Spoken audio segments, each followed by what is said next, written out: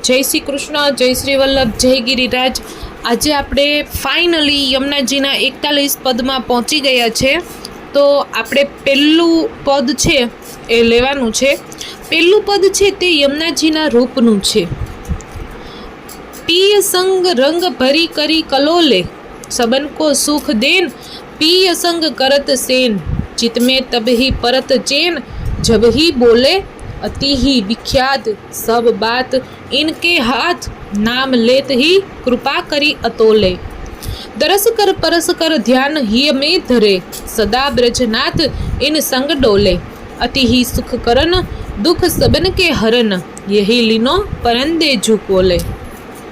ऐसी श्री यमने जात, तुम करो गुणगान, रसिक प्रीतम पाए नग अमोले। सारस्वत कल्पમાં બિછુરેલા એટલે કે વિખૂટા પડેલા જીવોની યાદ શ્રી યમુનાજી ગોલોકમાં કરે છે। શ્રી યમુનાજીની પ્રાણ પ્રતિ શ્રી ઠાકોરજી સાથે વિવિધ રસ વિહારો કરી રહ્યા છે। આ મહારસમય રહસ્ય લીલા સમયે પણ આપ ભક્તોને સુખનું દાન કરવાના ઉપાય વિચારતા હોય છે। શ્રી યમુનાજીના ચિત્તમાં આનંદ ત્યારે જ થાય કે આપે વિચારેલા જીવોનો અંગીકાર કરી સર્વ સુખનું દાન કરવાનું શ્રી ઠાકોરજી જ્યારે વચન આપે। જીવના ઉદ્ધાર વિષયની સર્વ બાબતો આપને હાથ છે।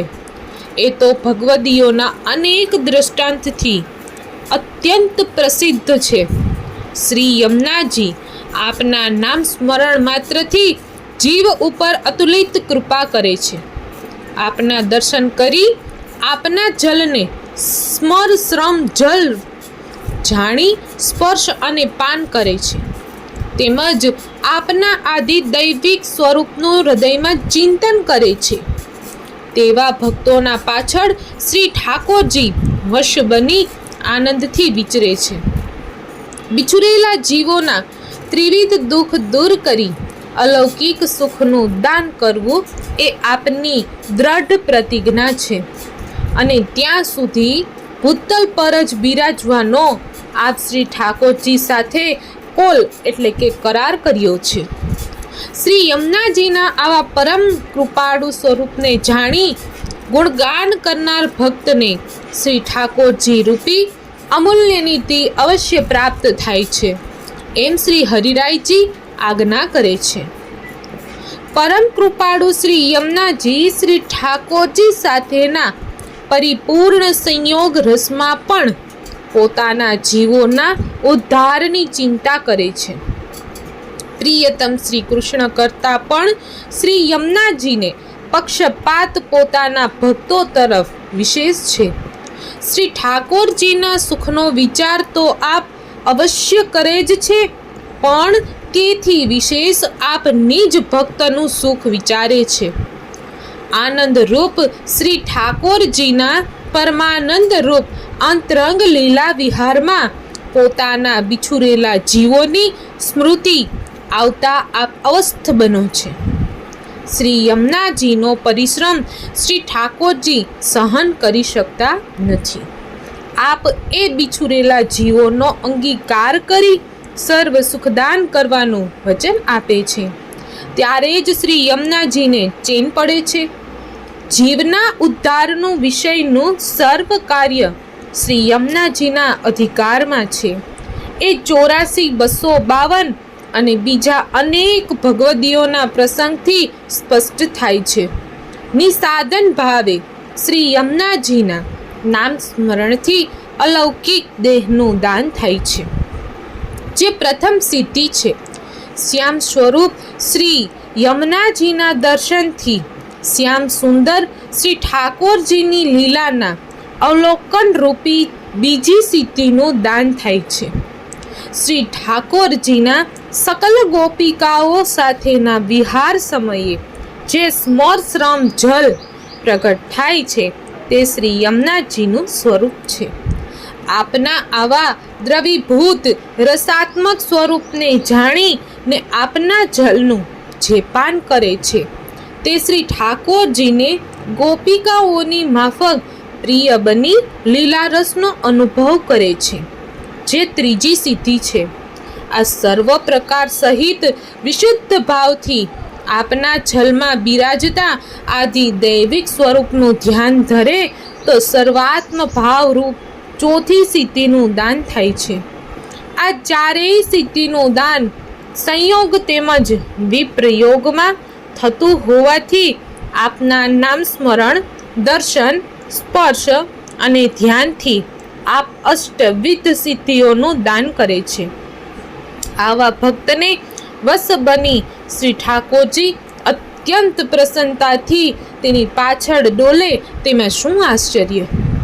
કિશોરીબાઈ, જીવણદાસ, જીયાદાસ સુરી, ગજ્જન ધાવન, નંદદાસજી ગુજરના બેટાની વહુ, શ્રી યમુનાજીમાં કદાપી પગ ન ધરનાર બ્રાહ્મણ, વૈષ્ણવ વગેરે અનેક ભગવદીઓના પ્રસંગથી શ્રી યમુનાજીનું આવું સ્વરૂપ સ્પષ્ટ થાય છે. અનેક લીલા વિહારમાં આપ શ્રી ઠાકોરજી તેમજ ભક્તોને પરમ સુખનું દાન કરે છે. ભક્તના આધિ ભૌતિક અર્થાત લૌકિક, આધ્યાત્મિક એટલે લીલા પ્રાપ્તિમાં પ્રતિબંધો તેમજ આધિ દૈવિક વિરહ દુઃખને આપ કૃપા કરી દૂર કરે છે. આમ ભક્તના સુખદાતા અને દુઃખ હરતા આપ જ બની રહે છે. બિછરેલા સર્વ ભક્તોને ભૂતલ પર મૂળ લીલાના સર્વ સુખનું દાન કરવું એ આપની પ્રતિજ્ઞા છે. વળી બિછરેલો પ્રત્યેક જીવ જ્યાં સુધી ગોલોકમાં પાછો ન ફરે ત્યાં સુધી ભૂતલ પર જ બિરાજવાનો આપે શ્રી ઠાકોરજી સાથે કોલ પણ કર્યો છે. શ્રી યમુનાજીનું આવું ભક્ત વત્સલ સ્વરૂપ જાણે તેને સહેજે અલૌકિક પ્રેમનું દાન થાય જ. શ્રી યમુનાજી માટે સહજ સ્નેહ પ્રગટ થયા પછી આપના ગુણગાન દ્વારા રસિક શિરોમણી શ્રી ઠાકોરજી અવશ્ય પ્રાપ્ત થાય એમાં શું સંદેહ. પહેલું પદ અહીં પૂરું થાય છે. બીજું પદ આપણે લેવાનું છે એ નામનું છે. શ્યામ સુખ ધામ જહાં નામ ઇનકે, નિસદીના પ્રાણ પ્રતિ આય હિય में बसे, जोई गावे सुजस भाग्य तिनके, यही जग में सार कहत वारंवार, सबन के आधार धन निर्धनन के, लेत श्री यमने नाम देत अभय पद दान, रसिक प्रीतम पाये बस जू इनके. જે ભક્ત સમાજમાં શ્રી યમુનાજીના નામનો ઉચ્ચાર થાય છે ત્યાં સુખનિધિ શ્રી ઠાકોરજી અવશ્ય પધારે છે. જે ભક્ત શ્રી યમુનાજીના દિવ્ય યશના ગુણગાન કરે છે તે ખરેખર ભાગ્યશાળી છે, કેમ કે શ્રી ઠાકોરજી નિરંતર તેના હૃદયમાં બિરાજે છે. પુષ્ટિ ભક્તો માટે સર્વ સાધનનો સાર શ્રી યમુનાજીનું નામ છે. હરિરાયજી આજ્ઞા કરે છે કે હું ફરી ફરીને કહું છું કે ભક્તનો સાચો આધાર અને નિર્ધનોનું ધન આપનું નામ છે. શ્રી યમુનાજીના નામ સ્મરણ માત્રથી જીવને અભય પદનું દાન થાય છે, કેમ કે શ્રી ઠાકોરજી અને શ્રી સ્વામિનીજી ઉભય આપને વશ છે. શ્રી યમુનાજીના સંબંધવાળી સર્વ વસ્તુ શ્રી ઠાકોરજીને અત્યંત પ્રિય છે. માટે શ્રી યમુનાજીના નામ કે ગુણગાન જ્યાં થાય ત્યાં આપ તરત જ પધારે છે. જ્યાં સુધી શ્રી ઠાકોરજીમાં પ્રેમ પ્રગટ ન થાય ત્યાં સુધી સર્વ સાધનો ક્રિયાત્મક બની જાય છે. શ્રી યમુનાજીના નામ સ્મરણ માત્રથી શ્રી ઠાકોરજી માટેનો સ્નેહ શીઘ્રતાથી પ્રગટ થાય છે. આપના નામ માત્રથી ભગવત મિલનના સર્વ પ્રતિબંધ દૂર થઈ ભક્તના સર્વ મનોરથની પૂર્તિ થાય છે. આવા અભય પદનું દાન શ્રી યમુનાજીની કૃપા માત્રથી થાય છે, કેમ કે શ્રી ઠાકોરજી અને પ્રિયાજી પણ આપને વશ હોવાથી પ્રતિબંધ કરતા નથી. પદ ત્રીજું છે ગુણનું. કહત શ્રુતિ સાર નિર્ધાર કરી કે ઈન બીના કોન એસી કરે હે સખી હરત દુખ દ્વંદ સુખ કંદ બરીખે ब्रह्म संबंध जब होत या जीव को तब ही इनकी भुजा वाम फरके दौड़कर सोरकर जाय पिया सो कहे अति ही आनंद मन में जो हरखे नाम निरामोल लगने को ना सके भक्त राखत ही हार करके रसिक प्रीतम जाकी होत जा पर कृपा सोई श्री यमुना जी को रूप परखे. વેદની શ્રુતિઓ નિશ્ચય કરીને કહે છે કે રસનું સારભૂત તત્વ શ્રી યમુનાજીનું સ્વરૂપ છે. જીવને અનેક પ્રકારના સુખ દુઃખ વગેરે દ્વિધામાંથી છોડાવી ને પરમ આનંદ અને સુખની સીમાનું દાન કરનાર શ્રી યમુનાજી છે. શ્રી યમુનાજીની કૃપાથી જ્યારે જીવને શ્રી વલ્લભકુળ દ્વારા બ્રહ્મ સંબંધ થાય છે ત્યારે યમુનાજીની વામ ભુજા ફરકે છે. આપ આતુરતાથી આનંદપૂર્વક શ્રી ઠાકોરજીને વધાઈ આપી જીવનો બ્રહ્મ સંબંધ દ્રઢ કરે છે. શ્રી યમુનાજીના આવા કરુણાદી અનેક ગુણોને જે જાણે છે તેવા જ ભક્તો શ્રી યમુનાજીનું નામ સ્મરણ કરી શકે, બીજા નહીં. ભક્તો તો શ્રી યમુનાજીના નામ રૂપી અમૂલ્ય મણિયાનો હાર કરી હૃદયમાં જ રાખે છે, અર્થાત આપના નામને કદી વિસરતા નથી.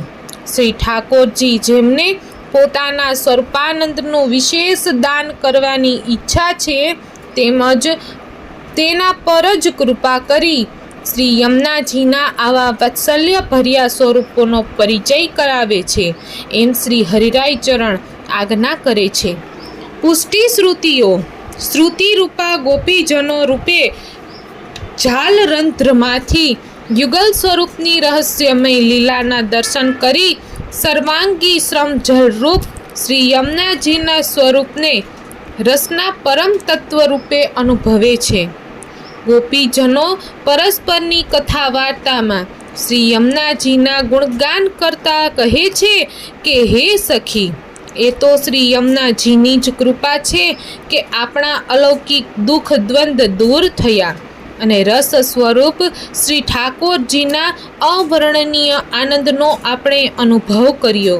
શ્રી ઠાકોરજી અંતર ધ્યાન થતાં આપણું મહાન વિરહ દુઃખ ત્યારે જ નિવૃત્ત થયું કે જ્યારે શ્રી યમુનાજીની કૃપાથી શ્રી ઠાકોરજી પ્રગટ થયા. રાસલીલામાં સ્થળ લીલાના શ્રમનું પણ નિવારણ શ્રી યમુનાજીએ જળ લીલા સમયે જ કર્યું.